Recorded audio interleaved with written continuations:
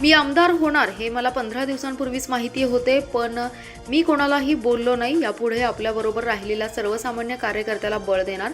शिराळा व इस्लामपूर विधानसभेत महायुतीचा उमेदवार विजयी होईल. यंदा शिराळा विधानसभा 100% निघणार आहे. इस्लामपूर व आष्टा नगरपालिकेत प्रसंगी तिसरी आघाडी उभा करून निवडणूक लढवू. त्यामुळे कार्यकर्त्यांनी आतापासूनच सावधपणे कामाला लागा, अशा सूचना सदाभाऊ खोत यांनी केल्या. विधान परिषद आमदार म्हणून निवड झाल्यानंतर ते पहिल्यांदाच पेठ नाका येथे आले होते. यावेळी वनश्री नानासाहेब महाडिक शैक्षणिक संकुलात त्यांचा सत्कार सांगली जिल्हा बँकेचे संचालक राहुल महाडिक यांच्या हस्ते करण्यात आलाय. यावेळी ते बोलत होते.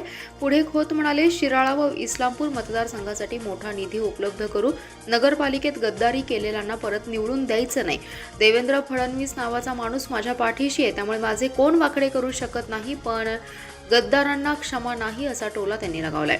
मराठा समाजाला ओबीसी मधूनच आरक्षण मिळाले पाहिजे. कुणीही उठावं आणि आरक्षणावर बोलावं याचा कुणालाही हक्क नाही. आरक्षण म्हणजे ही परड्यातली भाजी आहे काय?